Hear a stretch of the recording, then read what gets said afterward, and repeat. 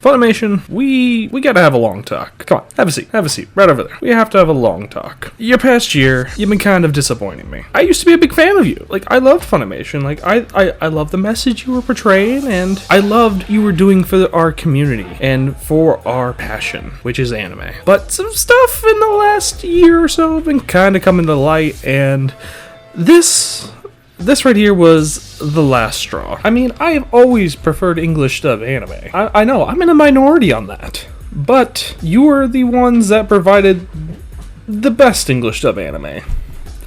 I mean, I love the Dragon Ball English dub, even the new ones with some degenerate people. But they always weren't seen as degenerates. And I can't blame you for that.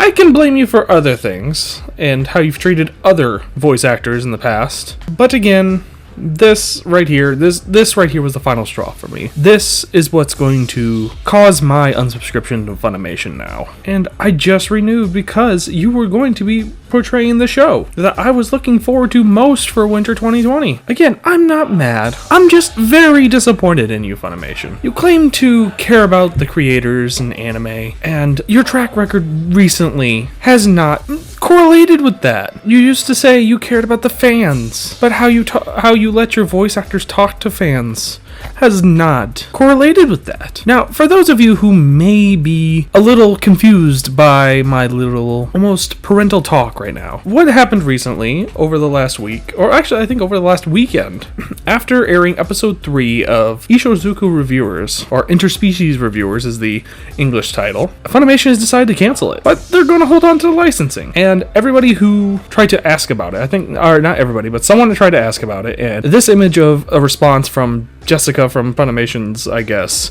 customer service team showed up, and it's honestly quite laughable. Very laughable to think that they care about the creators, and they really don't care about the creators, and especially don't care about the fans. They've really become a shadow of what they used to be. Kind of like Rooster Teeth is now, too. Rooster Teeth is a hollow husk of what it used to be, or what it claimed to be. It got too corporatized. Now, I have a couple theories about why this happened with Ishozuku Reviewers. My first theory is maybe they have a contract with the studio whom produced Ishozuku Reviewers, Studio Passion. I mean, just a quick Google search shows that Studio Passion has done other works that they've worked with, like Rail Wars, Citrus, High School DxD Hero, Wasteful Days of High School Girls.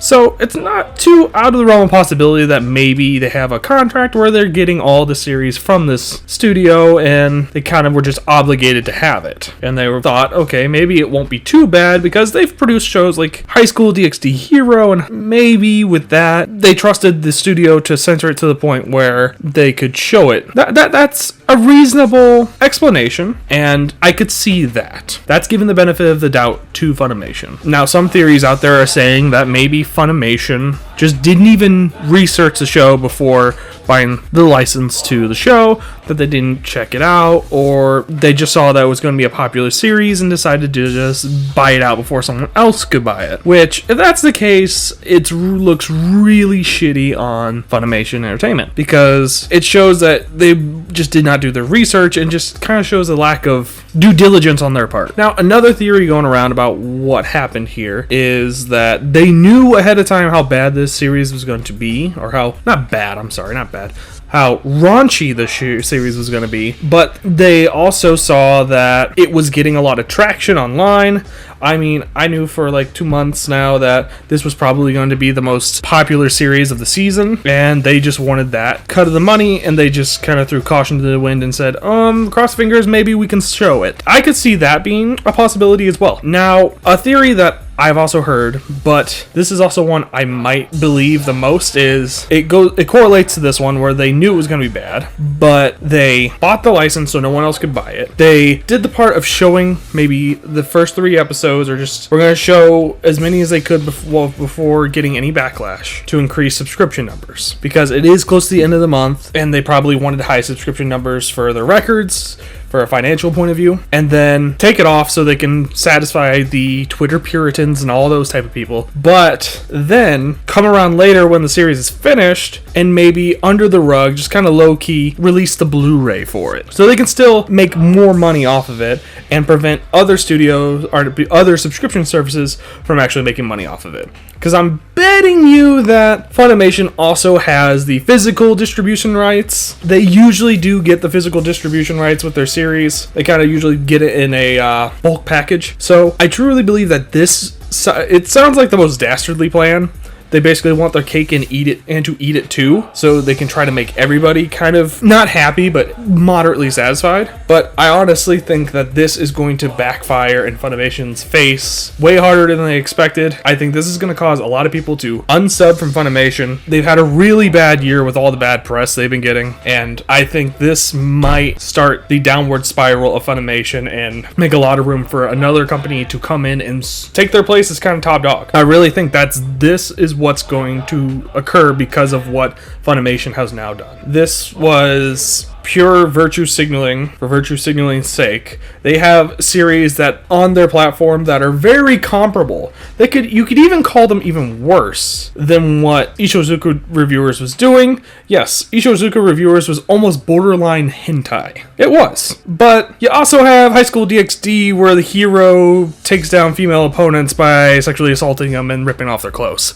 So, prostitution, sexual assault, which is worse in their eyes. That's not really to attack High School DxD. I actually love High School DxD. It's a great show, and it has a very interesting dub, to say the least. I did forget to mention, there is one other theory that this is caused by the voice actors, because they did want to make a English dubbed version of Ishizuka Reviewers because it was getting a lot of popularity, and a little bit into production, the staff or the voice actors kind of rebelled and said, no, we don't want to do this. This is disgusting. This is patriarchal. This is super bad and problematic. You guys cannot have this show on your platform, or we're going to take to our fans on Twitter and just destroy you. So if that's the case, Funimation was put into a bad spot. But they should never, and I mean never, take those type of threats seriously, because the bad press you get from those type of people never really affects your bottom. The Twitter Puritans, the SJWs, the feminazi types, they are not your customer base. These are the people who just poke their heads into fandoms and properties just to see, like a mom poking in someone's room to make sure, you following the rules? You not doing anything bad, are you? I know I've been rambling a lot this video. I mean, I'm looking at the clock right now. I've been going for 10 minutes now, and I feel like I have kind of just gone off into space with my tangents here. Bottom line is, this is going to be very bad for Funimation. Bottom line, there was no way Funimation gets out of this unscathed. I mean, I have not seen any public apologies on any of their social media yet to this day, or any news about whether or not Ishizuka Reviewers is just going to be maybe licensed out to another streaming company. They're just going to hold on to it, and that's honestly the worst decision they could make. Even if they plan to maybe do a uncensored Blu-ray release later on, or maybe they want time to redo the dub with maybe voice actors who will not, maybe some like young new blood voice actors who are, just getting into the business. That I don't know, because usually people who are newer into the business are willing to do a lot more questionable series, and more, I should say, they're just willing to do different types of work than what veterans would do. Like, I can guarantee you, like, Jamie Markey and Monica Rial, the she-devils of the voice acting world, they wouldn't touch this series with a 50-foot pole. You'd ask them to do one of the characters, and they would laugh in your face, call you a misogynist, and have their Twitter white knights, like, destroy you online. I mean, that's a possibility. But I think that's a bad call on them. I think they should figure out a way to maybe license this out to someone else. Crunchyroll, High Dive. High Dive would probably take it, and they would probably dub it. High Dive's got plenty of dubs themselves, and I like High Dive's dubs. They're not as polished as Funimation's, but they're still pretty good. Well, I think that's enough rambling for this video. What do you guys think is going to be the backlash long term for what's going to happen to Funimation? What's going to happen to them? Are they going to maybe start losing licenses abroad because of their censorship? Are their stocks going to go down? Do you think subscriptions to Funimation now are going to go down dramatically? What do you think is in Funimation's future? Let me know in the comments below. Stay tuned for the next couple weeks for a new video coming up. I'm starting a new series, Untitled. I don't have a name for the series yet, and I probably won't by then, where I will be making theme decks of Commander decks from Magic the Gathering for anime characters. And the first one is going to be Megumin from Konosuba. Alright guys, again, thanks for watching the video. Follow me on social media, links in the description below, and stay awesome, guys.